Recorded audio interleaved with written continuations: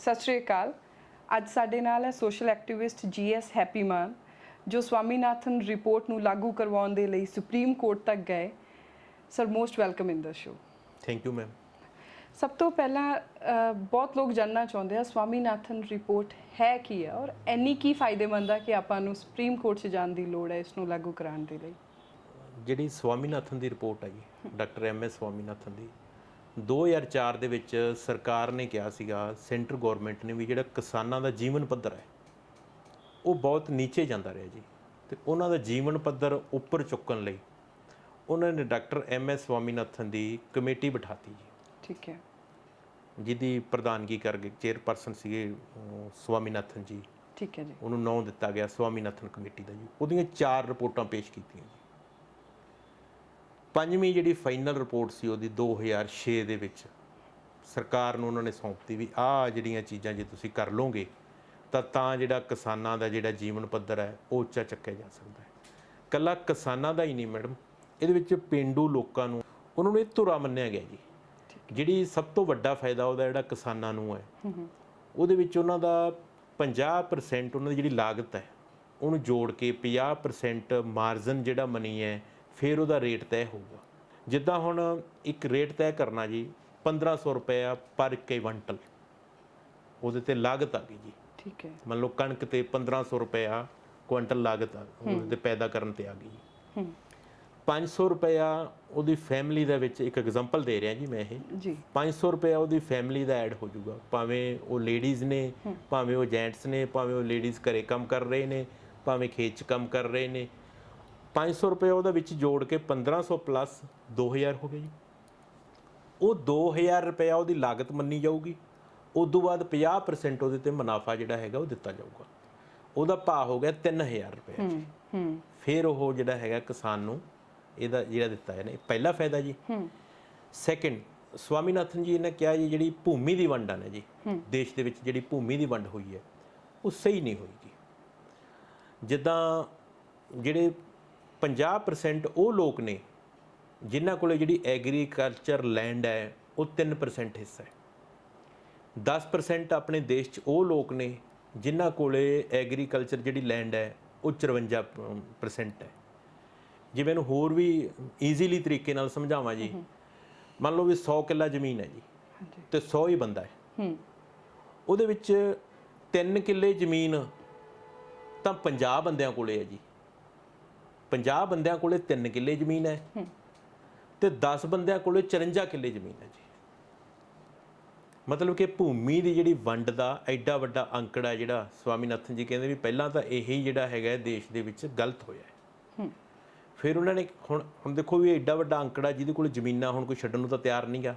ਉਹਨਾਂ ਨੇ ਫਿਰ ਇਹਦੇ ਵਿੱਚ ਕਹਿਤਾ ਵੀ ਕਹਿੰਦੇ ਵੀ ਜਿਹੜੀਆਂ ਜ਼ਮੀਨਾਂ ਸਰਕਾਰ ਦੀਆਂ ਪਈਆਂ, ਭਾਵੇਂ ਉਹ ਰਾਜਸਥਾਨ 'ਚ ਨੇ, ਭਾਵੇਂ ਉਹ ਪੰਜਾਬ 'ਚ ਨੇ, ਭਾਵੇਂ ਉਹ ਛੱਤੀਸਗੜ੍ਹ 'ਚ ਨੇ, ਭਾਵੇਂ ਮਹਾਰਾਸ਼ਟਰ 'ਚ ਨੇ, ਜਿੱਥੇ ਵੀ ਨਹੀਂ ਉਹ ਜ਼ਮੀਨਾਂ ਜਿਹੜੀਆਂ ਹੈਗੀਆਂ, ਜਿਹੜੇ ਬੇਜ਼ਮੀਨੇ ਲੋਕ ਨੇ, ਜਿਹੜੇ ਮਜ਼ਦੂਰ ਨੇ, ਉਹਨਾਂ ਦੇ ਵਿੱਚ ਇਹਨਾਂ ਜ਼ਮੀਨਾਂ ਨੂੰ ਤੁਸੀਂ ਵੰਡ ਦਿਓ ਜੀ।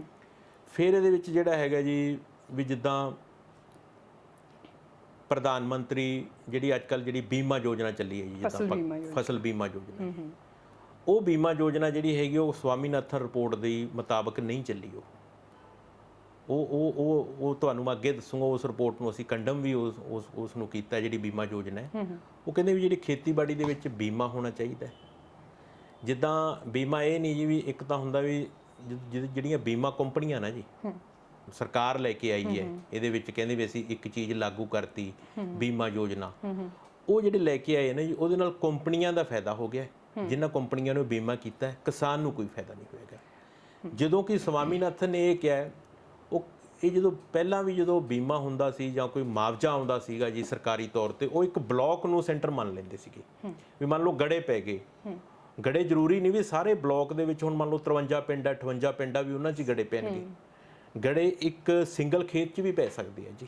ਇਹ ਜ਼ਰੂਰੀ ਨਹੀਂ ਵੀ ਦੂਜੇ ਜਿਹੜੇ ਖੇਤ ਨੇ ਉਹਨਾਂ ਦਾ ਨੁਕਸਾਨ ਹੋਇਆ ਚਾਹੇ ਨਹੀਂ ਹੋਇਆ, ਜੇ 1 ਏਕੜ ਵਾਲੇ ਦਾ ਹੋਇਆ ਤਾਂ ਉਹਨੂੰ ਵੀ ਇਹ ਜਿਹੜੀ ਯੋਜਨਾ ਹੈ ਉਹ ਮਿਲਣੀ ਚਾਹੀਦੀ ਹੈ। ਰਹੀ ਗੱਲ ਜੀ, ਉਹ ਕਹਿੰਦੇ ਵੀ ਇੱਕ ਜਿਹੜਾ ਹੈਗਾ ਸਵਾਮੀਨਾਥਨ ਜੀ ਕਹਿੰਦੇ ਵੀ ਕਿਸਾਨਾਂ ਨੂੰ ਲੋਨ ਈਜ਼ੀਲੀ ਔਰ 4% ਵਿਆਜ ਤੇ ਮਿਲਣਾ ਚਾਹੀਦਾ। 4% ਵਿਆਜ ਤੇ ਲੋਨ ਅੱਜ ਵੀ ਮਿਲਦਾ ਹੈ, ਲੇਕਿਨ ਇੱਕ ਤਾਂ ਮਿਲਦਾ 3 ਲੱਖ ਰੁਪਈਆ, ਦੂਜਾ ਉਧਰੋਂ 31 ਮਾਰਚ ਤੇ ਉਧਰੋਂ 31 ਸਤੰਬਰ ਉਹਦੀ ਡੇਟ ਹੈ। ਜੇਕਰ ਇਸ ਡੇਟ ਤੱਕ ਨਹੀਂ ਭਰਿਆ ਜਾਂਦਾ ਤਾਂ ਉਹਨਾਂ ਦਾ ਜਿਹੜਾ ਵਿਆਜ ਆ ਉਹੀ 7%, 8%, 12% ਮਤਲਬ ਕਿ ਵੱਧਦਾ ਜਾਂਦਾ ਹੈ। ਨਾ ਕਿਸਾਨ ਕੋਲੇ 31 ਮਾਰਚ ਨੂੰ ਕਣਕ ਆਉਂਦੀ ਹੈ, ਨਾ ਕਿਸਾਨ ਕੋਲੇ 31 ਸਤੰਬਰ ਨੂੰ ਝੋਨਾ ਆਉਂਦਾ ਜੀ। ਇਸ ਕਰਕੇ ਕਿਸਾਨ ਨੂੰ ਉਹਦੀ ਮਾਰ ਪੈਂਦੀ ਹੈ। ਦੂਸਰਾ ਸਵਾਮੀਨਾਥਨ ਜੀ ਕਹਿੰਦੇ ਵੀ 3 ਲੱਖ ਰੁਪਏ ਨਾਲ ਕਹਿੰਦੇ ਵੀ ਕਿਸਾਨ ਦਾ ਕੁਝ ਨਹੀਂ ਹੁੰਦਾਗਾ। ਕਿਸਾਨ ਨੂੰ ਜਿੰਨਾ ਮਰਜ਼ੀ ਲੋਨ ਲੈ ਸਕੇ 4% ਤੋਂ ਬਾਅਦ ਵਿਆਜ ਨਹੀਂ ਉਹਦਾ ਜਿਹੜਾ ਪੈਣਾ ਚਾਹੀਦਾ। ਫਿਰ ਇਹ ਗੱਲ ਜਿੱਦਾਂ ਲਿਮਟਾਂ ਬਣਦੀਆਂ ਨੇ, ਕ੍ਰੈਡਿਟ ਕਾਰਡ ਨੇ, ਲੋਨ ਨੇ, ਜੇਕਰ ਕੋਈ ਕੁਦਰਤੀ ਆਫਤ ਆ ਜਾਂਦੀ ਹੈ, ਕਿਸਾਨੀ ਦਾ ਇਹ ਹੁੰਦਾ ਇਹ ਚੱਲੀ ਜਾਵੇ ਜੀ, ਤੇ ਨਹੀਂ ਇਹਦੇ ਵਿੱਚ ਰਿਸਕ ਬੜਾ ਹੁੰਦਾ ਹੈ। ਜਿੱਦਾਂ ਹੁਣ ਜੇ ਅੱਜ ਤੋਂ 5-6 ਸਾਲ ਪਹਿਲਾਂ ਦੀ ਮੈਂ ਗੱਲ ਕਰਾਂ, ਉਦੋਂ ਵਾਈਟ ਫਲਾਈ ਪੈ ਗਈ ਜਿਹਨੂੰ ਚਿੱਟੀ ਮੱਖੀ ਬੋਲਦੇ ਆ ਜੀ। ਉਹ ਚਿੱਟੀ ਮੱਖੀ ਨੇ ਤਬਾਹੀ ਲਿਆਤੀ ਜੀ। ਉਦੋਂ ਜਦੋਂ ਇਹੋ ਜਿਹੀ ਕੋਈ ਸਵਾਮੀਨਾਥਨ ਕਹਿੰਦੇ ਕੁਦਰਤੀ ਆਫਤ ਆ ਜੇ, ਉਦੋਂ ਜਿਹੜਾ ਤੁਸੀਂ ਬੈਂਕ ਦਾ ਲੋਨ ਦੇਣਾ ਉਹਦਾ ਵਿਆਜ ਆਟੋਮੈਟਿਕ ਬੰਦ ਹੋ ਜੇ। ਉਹ ਇਸ ਤਰ੍ਹਾਂ ਬੰਦ ਹੋ ਜੇ ਵੀ ਜਿਵੇਂ ਆਪਣੀ ਪਾਣੀ ਵਾਲੀ ਟੈਂਕੀ ਨਹੀਂ ਨਾ ਭਰ ਜਾਂਦੀ ਜੀ ਤੇ ਫਟਾਫਟ ਆਪਾਂ ਸੁੱਚ ਬੰਦ ਕਰ ਦਿੰਦੇ ਹਾਂ, ਵੀ ਇਸ ਤਰ੍ਹਾਂ ਕਹਿੰਦੇ ਨਾਲ ਦੀ ਨਾਲ ਉਹ ਬੰਦ ਹੋ ਜੇ। ਉਦੋਂ ਤੱਕ ਉਹ ਜਿਹੜਾ ਹੈਗਾ ਉਹਦੇ ਤੋਂ ਨਾ ਤਾਂ ਕੋਈ ਕਿਸ਼ਤ ਲੈ ਸਕਦੇ ਆ ਬੈਂਕ ਵਾਲੇ, ਨਾ ਉਹਨੂੰ ਕੋਈ ਵਿਆਜ ਲਾ ਸਕਦੇ ਆ, ਜਦੋਂ ਤੱਕ ਉਹ ਦੁਬਾਰਾ ਉਸ ਸਥਿਤੀ ਦੇ ਵਿੱਚ ਜਿਹੜਾ ਹੈਗਾ ਕਿਸਾਨ ਨਹੀਂ ਆ ਸਕਦਾ ਜੀ। ਇੱਕ ਇਹਦੇ ਲਈ ਜਿਹੜੇ ਰਿਸਕ ਫੰਡ ਹੈ ਜੀ, ਵੀ ਰਿਸਕ ਦਾ ਇਹ ਤਾਂ ਹੋ ਗਈ ਨਾ ਬੀਮਾ ਯੋਜਨਾ ਦੀ ਗੱਲ। ਇੱਕ ਜਿਹੜਾ ਰਿਸਕ ਫੰਡ ਹੈ, ਰਿਸਕ ਫੰਡ ਵੀ ਬਕਾਇਦਾ ਇਹਦੇ ਵਿੱਚ ਹੋਣਾ ਚਾਹੀਦਾ ਹੈ। ਫਿਰ ਉਹ ਕਹਿੰਦੇ ਪਸ਼ੂਆਂ ਲਈ ਵੀ ਜਿਹੜਾ ਹੈਗਾ ਇਹਦੀ ਇੱਕ ਫੰਡਿੰਗ ਹੋਣੀ ਚਾਹੀਦੀ ਹੈ, ਕਿਉਂਕਿ ਪਸ਼ੂਆਂ ਦੀ ਵੀ ਆਪਾਂ ਨੂੰ ਨਾਲ ਜੀਵਨ ਨੂੰ ਚਲਾਉਣ ਲਈ ਆਪਾਂ ਨੂੰ ਦੁੱਧ ਦੀ ਲੋੜ ਹੈ, ਆਪਾਂ ਨੂੰ ਦਹੀਂ ਦੀ ਲੋੜ ਹੈ, ਆਪਾਂ ਨੂੰ ਪਨੀਰ ਦੀ ਵੀ ਲੋੜ ਹੈ। ਇਹਨਾਂ ਸਾਰੀਆਂ ਚੀਜ਼ਾਂ ਦੀ ਆਪਾਂ ਨੂੰ ਲੋੜ ਹੈ। ਸਵੇਰੇ ਉੱਠਣ ਸਾਰ ਆਪਾਂ ਨੂੰ ਚਾਹ ਦੇ ਕੱਪ ਦੀ ਲੋੜ ਹੈ, ਉਹਦੇ ਵਿੱਚ ਦੁੱਧ ਪਊਗਾ। ਉਹ ਦੁੱਧ ਕਿੱਥੋਂ ਆਉਣਾ? ਉਹ ਕਿਸਾਨ ਕੋਲ ਹੀ ਆਉਣਾ ਹੈ। ਇਸ ਕਰਕੇ ਉਹ ਪਸ਼ੂਆਂ ਤੇ ਵੀ ਉਹਨਾਂ ਨੇ ਮਤਲਬ ਕਿ ਕਿਹਾ ਵੀ ਇਸ ਤਰ੍ਹਾਂ ਦੇ ਈਜ਼ੀਲੀ ਲੋਨ ਮਿਲਣੇ ਚਾਹੀਦੇ ਨੇ। ਉਹਨਾਂ ਲਈ ਵੀ ਜਿਹੜੇ ਹੈਗੇ ਬੀਮਾ ਇਹਨਾਂ ਦਾ ਜਿਹੜਾ ਹੈਗਾ ਹੋਣਾ ਚਾਹੀਦਾ ਹੈਗਾ। ਫਿਰ ਉਹਨਾਂ ਨੇ ਕਿਹਾ ਵੀ ਹੈਲਥ ਇੰਸ਼ੋਰੈਂਸ ਆ ਉਹ ਵੀ ਹੋਣੀ ਚਾਹੀਦੀ ਹੈ। ਹੈਲਥ ਇੰਸ਼ੋਰੈਂਸ ਹੋਣੀ ਚਾਹੀਦੀ ਹੋ ਰਹੀ ਹੈ ਉਹ ਅੱਜ ਵੀ ਹੈਲਥ ਇੰਸ਼ੋਰੈਂਸ, ਲੇਕਿਨ ਉਹ ਪਾਲਿਸੀ ਦੇ ਤਹਿਤ ਨਹੀਂ ਹੋ ਰਹੀ ਸਵਾਮੀਨਾਥਨ ਵਾਲੀ ਦੇ ਤਹਿਤ। ਵੀ ਉਹਦੇ ਵਿੱਚ ਵੀ ਮਤਲਬ ਕਿ ਉਹ ਕੁਝ ਕਮੀਆਂ ਜਿਹੜੀਆਂ ਹੈਗੀਆਂ ਰਹਿ ਗਈਆਂ ਨੇ। ਜਿੰਨਾ ਕਿਸਾਨਾਂ ਨੂੰ ਫਾਇਦਾ ਮਿਲਣਾ ਚਾਹੀਦਾ ਹੈ ਉਹ ਕਿਸਾਨਾਂ ਨੂੰ ਉਸ ਚੀਜ਼ ਦਾ ਜਿਹੜਾ ਹੈਗਾ ਫਾਇਦਾ ਉਹ ਨਹੀਂ ਮਿਲ ਰਿਹਾ ਹੈਗਾ। ਫਿਰ ਜਿੱਦਾਂ ਉਹ ਕਹਿੰਦੇ ਤੁਸੀਂ ਜਿਹੜੀ ਅਵਾਰਾ ਪਸ਼ੂ ਨੇ ਜੀ, ਅੱਜ ਕਿਸਾਨਾਂ ਦੀ ਬਹੁਤ ਵੱਡੀ ਸਮੱਸਿਆ ਜੀ। ਹੁਣ ਜਿੱਥੇ ਵਿੱਚ ਆਪਾਂ ਗੱਲ ਇਹ ਵੀ ਕਰ ਲਈਏ ਵੀ ਆਪਣੇ ਦੇਸ਼ ਦੇ ਕੁਝ ਲੋਕ ਕਹਿੰਦੇ ਨੇ, ਮੈਂ ਵੀ ਕਹਿਣਾ ਗਊ ਮਾਤਾ ਹੈ, ਪਰ ਉਹਦੇ ਵਿੱਚ ਜਿਹੜੇ ਕਈ ਗਊ ਮਾਤਾ ਦਾ ਪਹਿਲਾਂ ਇਹ ਤਾਂ ਪਤਾ ਲੱਗੇ ਨਾ ਵੀ ਗਊ ਹੈ ਕਿਹੜੀ ਜੀ ਅਸਲੀ। ਜਿਹੜੀ ਇੰਡੀਅਨ ਗਊ ਹੈ ਉਹਨੂੰ ਆਪਾਂ ਗਊ ਮਾਤਾ ਮੰਨ ਲੈਂਦੇ ਹਾਂ, ਮੈਂ ਵੀ ਸਤਿਕਾਰ ਕਰਦਾ। ਪਰ ਜਿਹੜੇ ਅਮਰੀਕਨ ਢੱਠੇ ਆ ਗਏ ਜੀ, ਅਮਰੀਕਨ ਗਾਈਆਂ ਆ ਗਈਆਂ ਜੀ, ਉਹਨਾਂ ਦਾ ਕੀ ਹੱਲ ਹੈ ਜੀ? ਕੋਈ ਬੰਦੋਬਸਤ ਨਹੀਂ ਜੀ ਅੱਜ ਉਹਨਾਂ ਦਾ। ਇਹ ਇਕੱਲਾ ਪਿੰਡਾਂ ਵਾਲਿਆਂ ਨੂੰ ਸਮੱਸਿਆ ਨਹੀਂ ਜੀ। ਮੈਂ ਲੋਕਾਂ ਨੂੰ ਪਿੰਡਾਂ ਦੀਆਂ ਸੱਥਾਂ 'ਚ ਜਾ ਕੇ ਇਹ ਬੋਲਿਆ, ਸਵਾਮੀਨਾਥਨ ਰਿਪੋਰਟ ਬਾਰੇ ਮੈਂ ਜਾਗਰਤ ਵੀ ਕੀਤਾ ਲੋਕਾਂ ਨੂੰ ਜਾ ਕੇ। ਜਿਹੜੀਆਂ ਮੈਂ ਕਈ ਸ਼ਹਿਰੀ ਲੋਕ ਸੋਚ ਲੈਂਦੇ ਸੀ ਅੱਜ ਤੋਂ 7-8 ਸਾਲ ਪਹਿਲਾਂ ਦੀਆਂ ਗੱਲਾਂ, ਉਹ ਸੋਚ ਲੈਂਦੇ ਸੀ ਵੀ ਜੇ ਕੋਈ ਅਵਾਰਾ ਪਸ਼ੂ ਹੈ ਉਹਦੀ ਸਮੱਸਿਆ ਸਾਨੂੰ ਨਹੀਂ, ਉਹਦੀ ਕਿਸਾਨ ਨੂੰ ਹੈ। ਪਰ ਅੱਜ ਸਮੱਸਿਆ ਇੱਥੋਂ ਤੱਕ ਵੱਧ ਗਈ ਹੈ ਵੀ ਤੁਸੀਂ ਗੱਡੀ ਨਵੀਂ ਲੈਂਦੇ ਆ ਤੇ ਤੁਹਾਡੇ ਹੱਥ 'ਚ ਲੱਡੂਆਂ ਦਾ ਡੱਬਿਆ ਹੁੰਦਾ ਸ਼ਹਿਰੀਆਂ ਦੇ ਵੀ, ਤੇ ਜਦੋਂ ਘਰੇ ਹਜੇ ਪੂਰੇ ਪਰਿਵਾਰ ਨੂੰ ਲੱਡੂ ਵੀ ਨਹੀਂ ਵੰਡੇ ਹੁੰਦੇਗੇ, ਬਾਹਰ ਜਾ ਕੇ ਵੇਂਦੇ ਯਾਰ ਸ਼ੀਸ਼ਾ ਤੋੜਿਆ ਪਿਆ ਕਾਰ ਦਾ। ਮਤਲਬ ਕਿ ਅਵਾਰਾ ਪਸ਼ੂਆਂ ਦੀ ਪ੍ਰੋਬਲਮ ਇਕੱਲੀ ਕਿਸਾਨ ਨੂੰ ਨਹੀਂ, ਉਹਨਾਂ ਨੂੰ ਵੀ ਆ ਗਈ ਹੈ। ਬਟ ਸਵਾਮੀਨਾਥਨ ਨੇ 2006 ਦੇ ਵਿੱਚ ਹੀ ਇਹ ਕਹਿਤਾ ਸੀਗਾ ਵੀ ਇਹਨਾਂ ਲਈ ਸਪੈਸ਼ਲ ਗਊਸ਼ਾਲਾ ਬਣ।